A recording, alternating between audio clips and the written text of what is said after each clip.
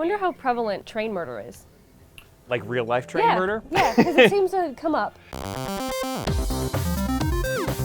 Welcome to Won't You Be My Gamer? This is the show where a couple of gamers get together to learn. I'm Elise Willems. I'm Nicole Zawalich, and we are joined by an Agatha Christie expert, Kemper Donovan. Tell us about yourself. I am a podcast host and a mystery writer myself. I host a podcast called All About Agatha, which is all about the one and only Queen of Crime, Dame Agatha Christie. And I'm very much not a gamer. I have been meaning to figure out the world of Agatha Christie in video games for quite some time. So this is the perfect meeting of minds here. Yeah, Kemper, no worries, that is perfect because it's not about the game. People think it's about the game, but we are just here because we need you to download us on everything Agatha Christie. And I've never played this game before, and Nicole hasn't. No, and I'm excited to play, but we're both big gamers, but I'm just not as familiar with this genre. This one, Murder on the Orient Express, is actually a modern take on the story. We're in the 2020s here? Yeah, I think it's 2023. Mm-hmm. Yeah.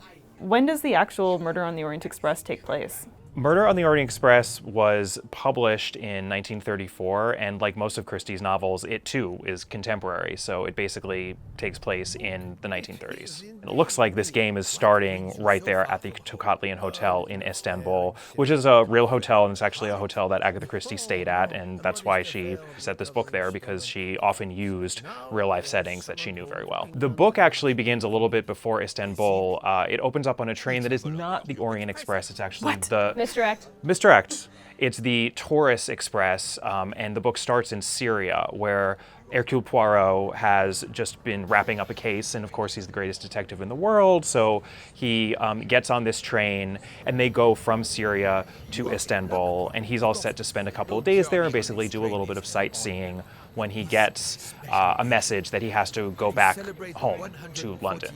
So he has to very quickly get passage onto the Orient Express.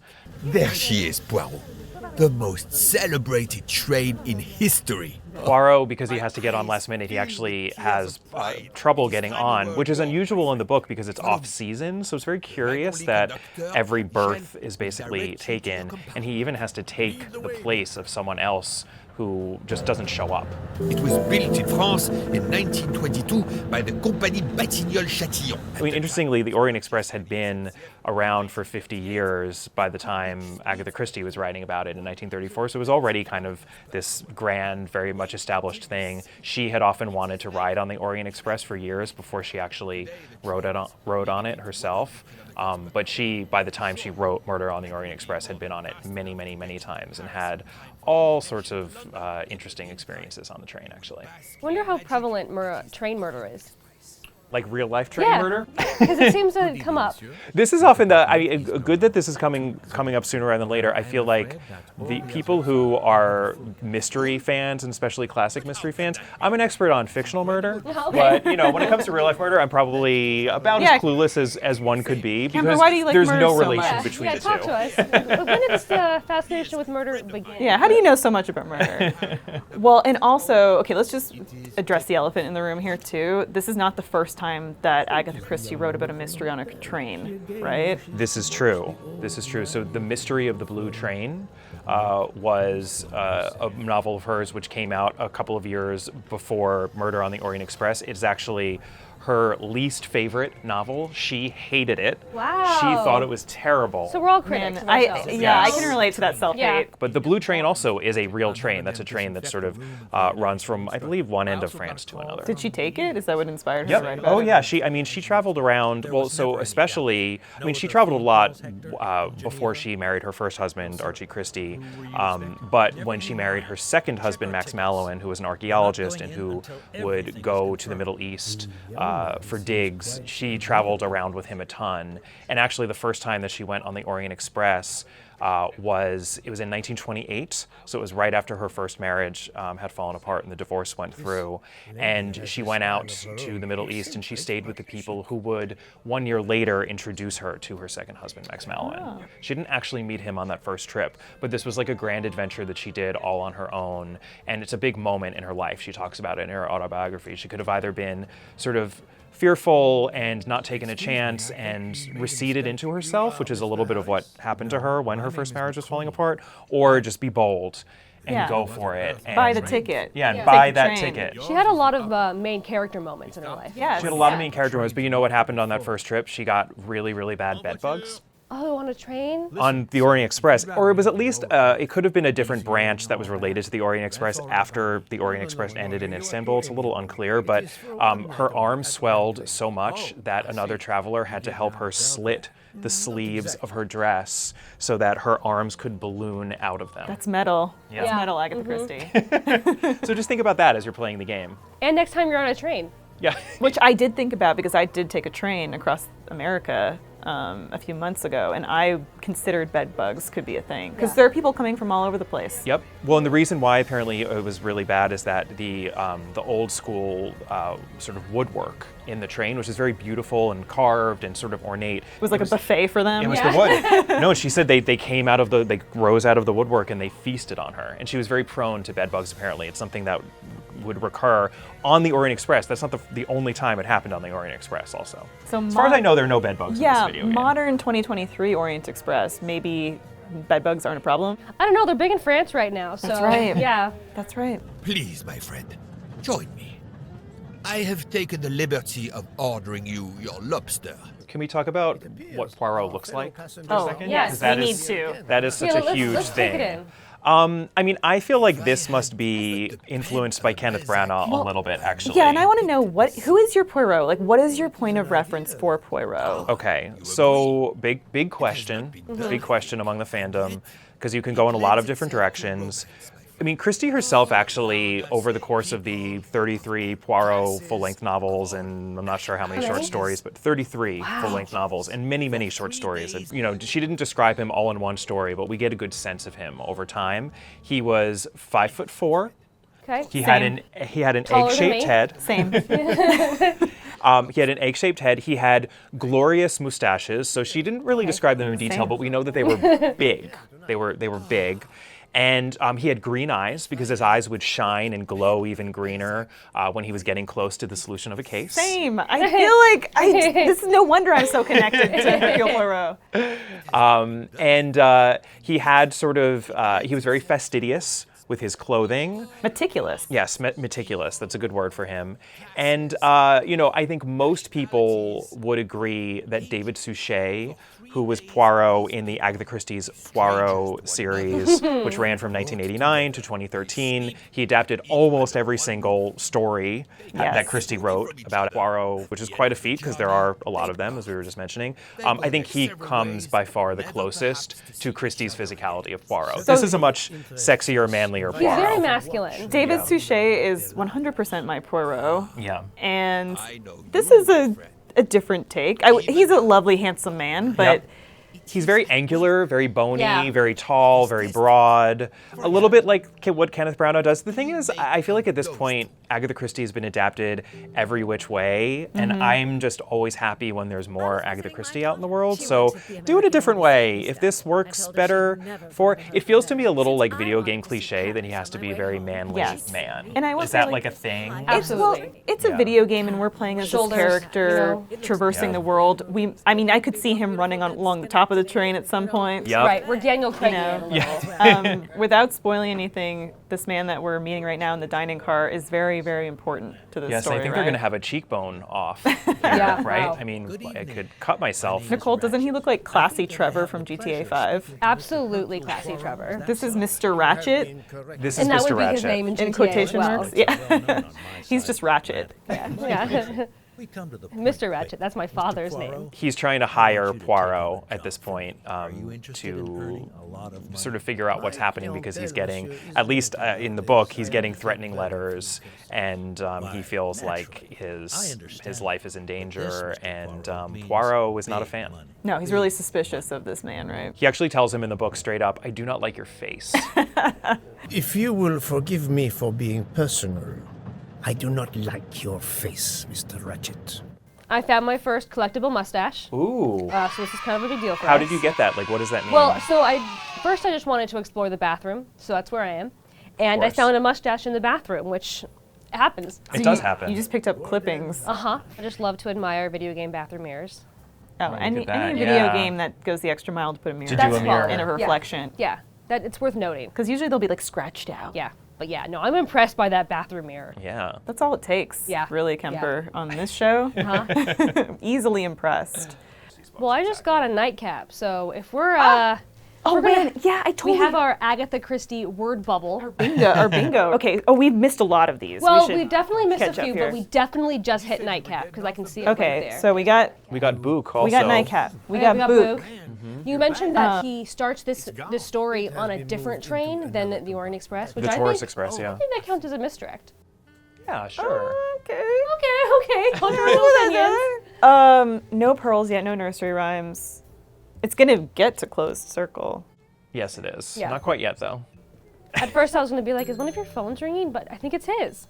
Oh. He's got a phone. Oh, look at that. He's got a smartphone. I don't know how I feel. How do you Yeah. feel about Poirot having a phone? I mean, if you're going to set it now, you know what? Poirot would have a phone. would he have a flip phone though? Is this confirmed that he's Apple and not Google? It does look like an iPhone. So, blue messages, I respect it. Not even a Windows phone. Yeah, well, you know, I mean, he really was a stickler for central heating, which was a big... Same. It was a big innovation at that time, and he would not go to old English country houses that did not have central heating, so maybe he's not the technophobe that you think. Man, do you think Agatha Christie would have thought that video games about her work were cool? I think Agatha Christie would have been so bewildered by her relevancy, you know, so many years after she herself passed away. I think she would have been thrilled by it.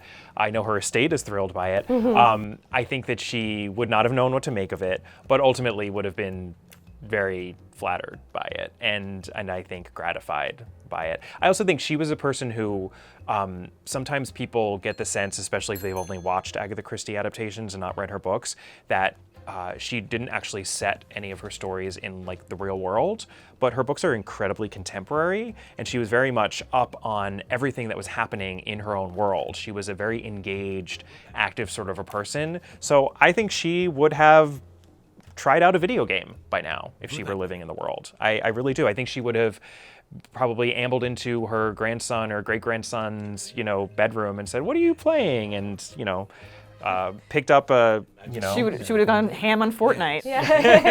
Right, picked up a okay. remote and got cracking. There's absolutely potential for there to be an Agatha Christie Fortnite season. Will we see Miss Marple in Fortnite, Nicole? I think it's absolutely, it's more like which versions of her will we get. Like, we're definitely Which going to get skin? the Angela Lansbury skin. Yeah. Right. Yeah, like, I mean, that's a must. I think it makes a lot of sense, no scope.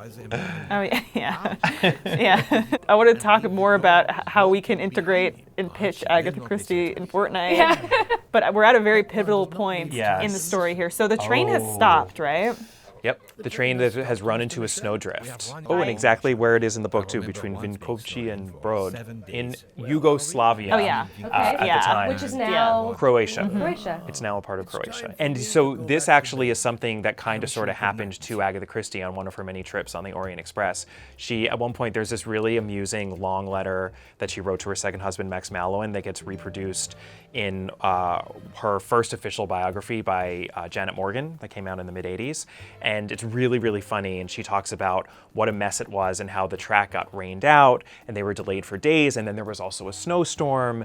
And there were all of these people on board, including a lot of characters who you can tell she used as models when she was creating the characters in this novel. And that's something she would do a lot. She would come across people while she was traveling and remember them. And she didn't know them well, but she'd just have a picture of them in her head or a few pieces of dialogue that she remembered that they had said, and then she would just make them her own I in the book. relate completely. I know firsthand that you get really comfortable and familiar with everyone on a train. Yes. And I got delayed 9 hours on a train, the train that I was on, because In of the snow? a tornado. Oh my gosh, that's worse. But that train can get delayed by snow. I am Russian. Snow is no stranger to me. Ah, the accent. Would it be St. Petersburg? You are very Mysterious accent. Oh, is that Monsieur. I think that that's on on our our bingo list. card? Yeah, we're getting a lot of accents. Who on is this now? Oh, is this- transcontinental Oh my gosh. Oh, train. Princess Natalia And Dragomirov. we have royalty. With the old titles these days. Oh, she's looking very chic. I like her glasses. Reminds me a little of the dad from Coraline. Okay, no, I can see it. Same energy there. Absolutely, yeah. Okay, so we got accents. I don't think we put accents on this one, so I'm gonna add it. Add it. I'm gonna add it and I'm gonna circle it. It's my favorite way to do a to-do list. Remember the things I've Yup. done, add them, Add them and then immediately cross check them off. Yep. A passenger lies dead in his bed, stabbed. C'est entendu. You place the matter in my hands. Okay, so are we gonna go mystery check out his discovered. car? Here we go. Uh-oh. Oh, Sleeps barefoot. That's a clue. yeah. That's a clue. I am Dr. Constantine. Forgive me. He just Doctor. had his latex gloves I was with gonna him. say, does he just travel with those? You know, I have Poirot also does been actually have fortunate little at Nairobi kits that Hospital he where I brings to the scene of the I am crime. familiar Sometimes with Agatha the Christie's not always very consistent I do not with intend those to specifics, perform a but full she's actually pretty but good. the She acquits herself preliminary pretty well when it comes to examination should be forensics, possible. especially considering how Of course. early May I in the have a 20th look, and then we century can she was compare writing. notes? And she usually doesn't make too If you need much any help, of the I won't be forensics. far away. That aspect of her mysteries ages really well. Broken iPhone. I get, oh yeah, look at that. Very Although, realistically broken yeah, iPhone. and like it'll still work because Oh yeah. mine's been there. Mine looks like mine Yeah. looks Mine not unlike that currently, right now, yeah. actually.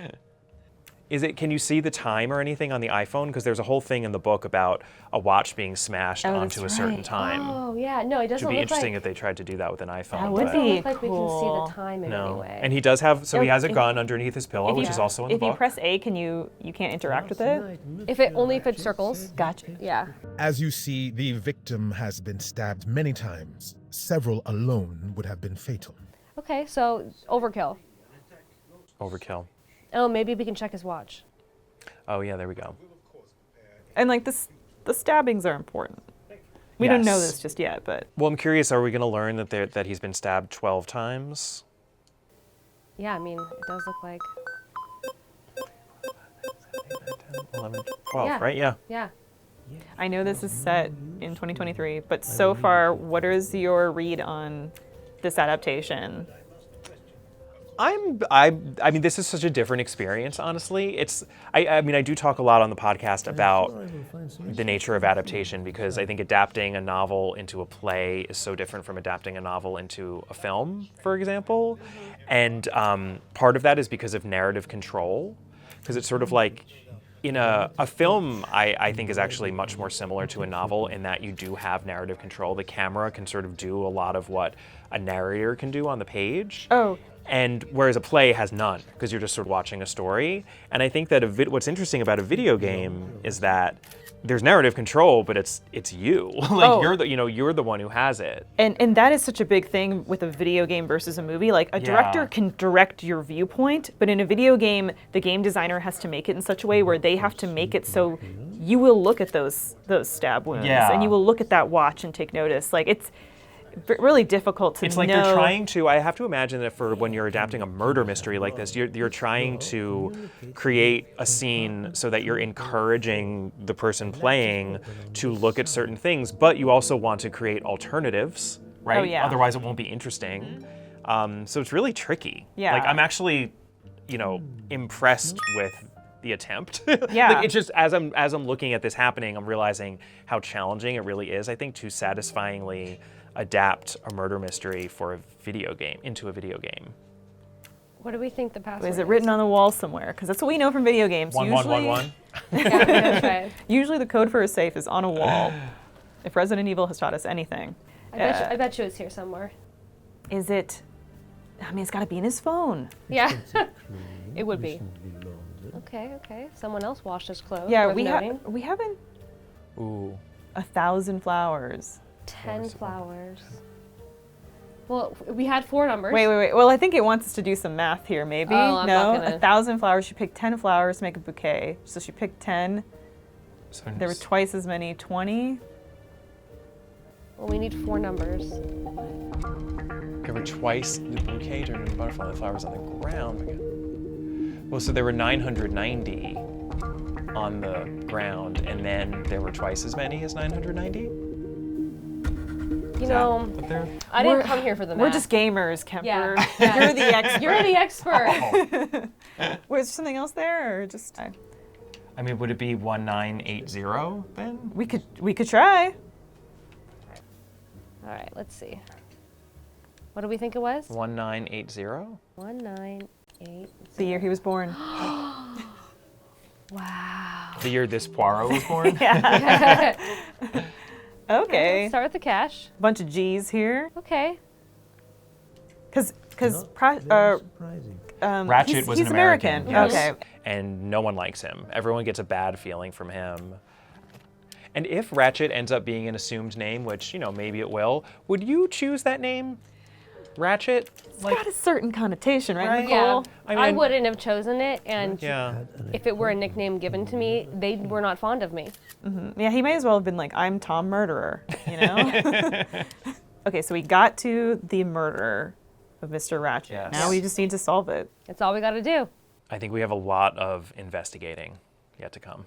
Well, we'll see you in the next episode of Won't You Be My Gamer, where we continue playing Murder on the Orient Express with our friend Kemper Donovan. Thanks, Kemper, for coming. This has been super, super fun. Where can people find you in the meantime? They can find my podcast, All About Agatha, wherever you listen to podcasts. And you can also find my mystery novel that just came out a little while ago. It's called The Busybody. Very exciting. Yes, Woo. at your bookseller of choice. And I'm on Twitter at All About the Dame and Instagram All About Agatha. And you can find me on Facebook at Kemper Donovan Books. Amazing. Cool. And I'm Elise. And I'm Nicole, and we'll see you next time.